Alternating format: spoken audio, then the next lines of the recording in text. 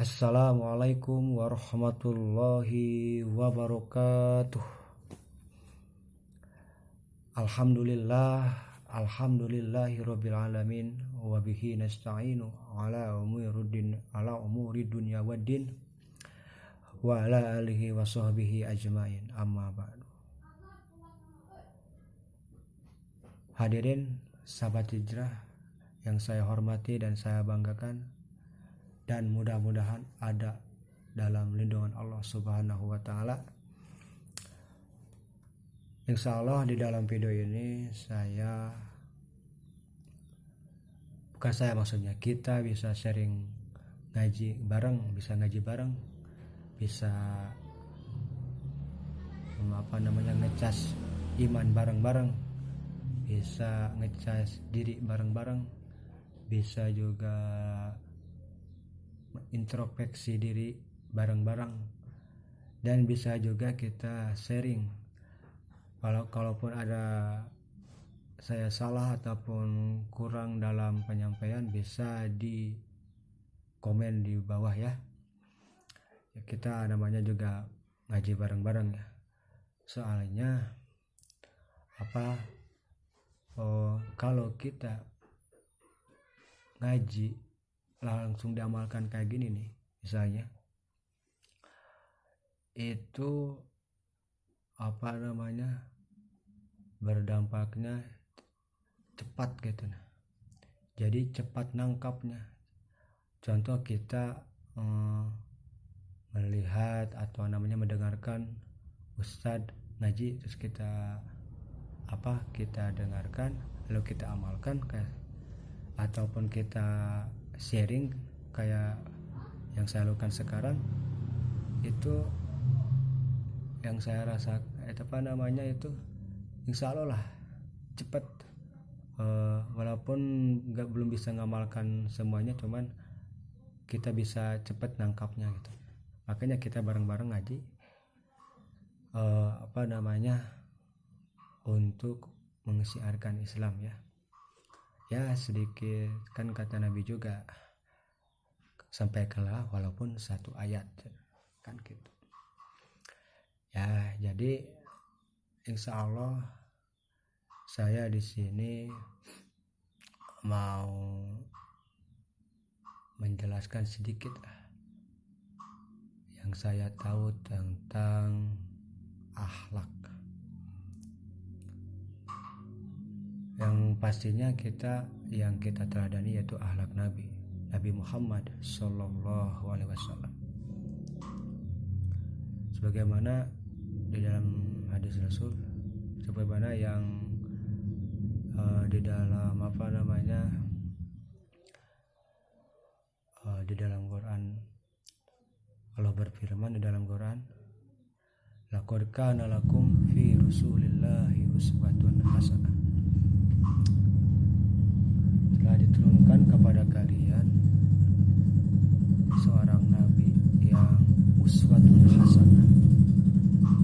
Jadi maksudnya uswatun hasanah itu suri tauladan bagi kita semua, suri tauladan bagi umat manusia, khususnya umat Nabi dan khususnya kita ya umat Nabi. Kenapa kita harus meneladani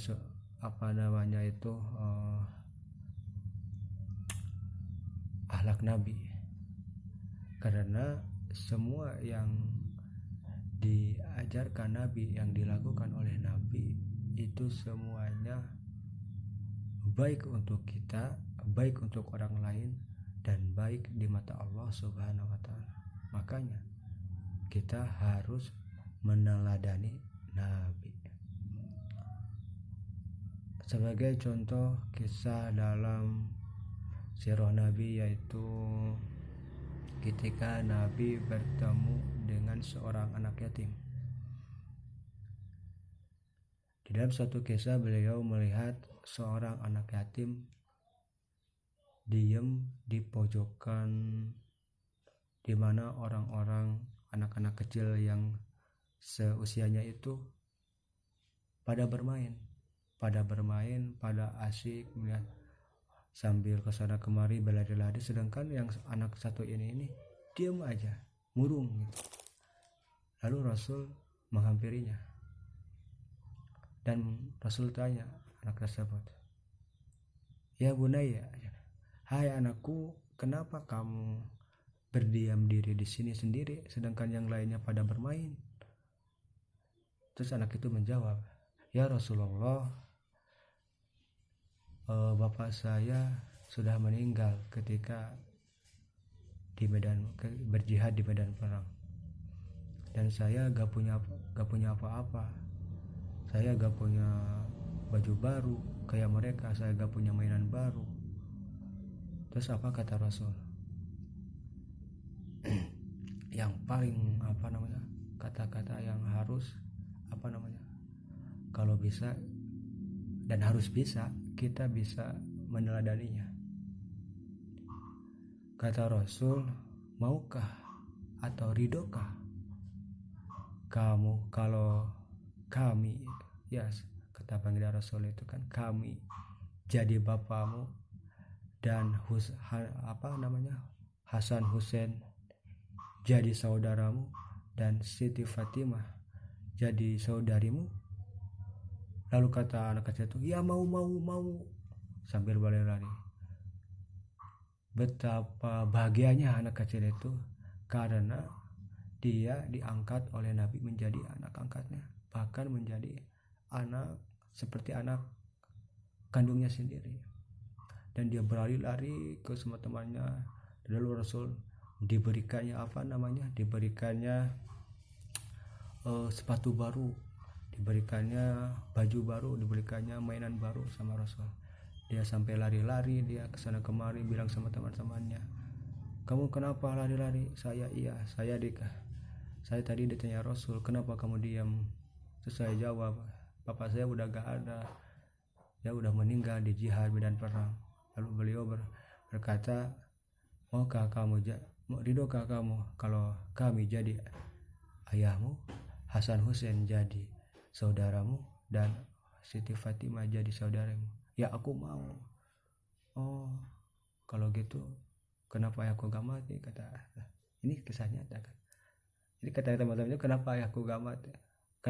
Ayahku gak mati? Ya, maksudnya itu kan teman-temannya pengen juga gitu, pengen juga kayak si anak tadi diangkat sama Rasul.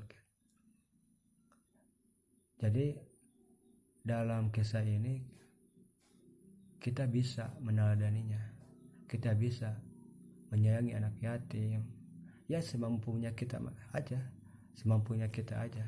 Kita bisa, kalau kita gak punya uang, kita bisa menasihatinya lewat perkataan, bisa lewat dengan tingkah laku kita, tenaga kita. Walaupun ada uang sedikit kita bisa kasih sayang, itu lebih bagus. Karena semua apa-apa yang dilakukan oleh Nabi ya semuanya adalah sunnah, teladan. Dari bangun tidur sampai tidur lagi, itu adalah tauladan bagi kita. Karena di zaman sekarang, apalagi zaman pandemi corona kayak gini ya, khususnya di zaman ini yang udah hampir disebutnya maksiat di mana-mana, terus kemungkaran di mana-mana. Ya kita, siapa lagi yang mau menasehatinya kalau bukan kita sendiri. Ya minimal kita bisa menguasai diri. Kalau kita gak mampu sama orang lain, minimal kita bisa menjadi pemimpin diri sendiri. Ntar kesananya menjadi pemimpin di keluarga, menjadi pemimpin di masyarakat, menjadi pemimpin di warga negara. Itu kan kita minimalnya bisa menjadi pemimpin untuk diri sendiri, menahan hawa nafsu, menahan amarah, menahan lapar, menahan itu yang apa-apa yang disunahkan oleh Rasul. Terus yang kita harus pelajari di zaman sekarang, Gimana ada sebagian ulama mengatakan sebagus-bagusnya ibadah atau sebagus-bagusnya ibadah di akhir zaman yaitu mencari ilmu. Maksudnya itu bukan sebagus-bagusnya ibadah ya. Jadi sebagus-bagusnya investasi akhirat, saking susahnya kita melakukan ibadah di zaman yang penuh kemungkaran atau kemungkaran di mana-mana ya kita yang paling bagusnya itu kata ulama ya mencari ilmu. Kalau mencari ilmu kan kita mencari, bisa gak bisa kita kan udah usaha. Tapi kalau mengamalkan kan, apalagi di zaman kayak gini, ya kita bisa sedikit juga sudah alhamdulillah. Tapi ya kita harus berusaha. Jadi maksudnya di sini mencari ilmu biar bisa mengamalkan sedikit-sedikit. Karena kenapa kalau kita mencari ilmu yang namanya maksiat itu kan jadi tersingkirkan ya, karena kita sibuk mencari ilmu. Karena kita sibuk mencari ilmu, yang lainnya kan udah nggak kepikiran gitu maksudnya. Makanya para ulama mengatakan sebaik-baiknya amal yang dilakukan di akhir zaman yaitu mencari ilmu.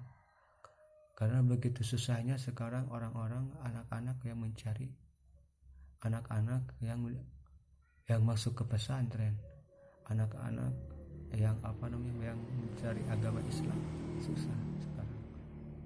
Ya mudah-mudahan kita doakan anak-anak kita khususnya kita bisa menyekolahkannya ke pesantren khususnya. Soalnya tanda kasih sayang orang tua itu mendidiknya dan memberi ilmu agama dan ilmu sekolah gitu. Ilmu agama khususnya. Karena bukannya seorang orang tua tanda meluapkan kasih sayangnya dengan memberi ini memberi itu, tapi tidak. Di sini yang lebih lebih dalamnya lagi, tanda kasih sayang orang tua itu bisa ngasih dia ilmu dunia maupun ilmu akhirat. Hadirin sahabat hijrah yang saya hormati dan saya banggakan, dan mudah-mudahan dimuliakan oleh Allah Subhanahu wa taala. Untuk video hari ini saya cukupkan sekian. Mudah-mudahan bisa bermanfaat ya, khususnya bagi saya, umumnya bagi Anda semua yang menonton video ini. Jangan lupa subscribe dan like dan komen kalau ada kesalahan atau ada yang keliru, karena yang salah datangnya dari saya, yang benar datangnya dari Allah. Jadi kalau tanda teman-teman hijrah menyayangi saya itu dengan cara menasihati saya dengan cara komen-komenan di sini kan. Jadi ini ada yang salah, ini ada yang ini tampaknya ini kalau gini itu saya lebih sangat berterima kasih lagi kalau teman-teman semua kayak gitu. Ya mungkin cukup sekian ya. Billahi taufiq wal hidayah. Wassalamualaikum warahmatullahi wabarakatuh.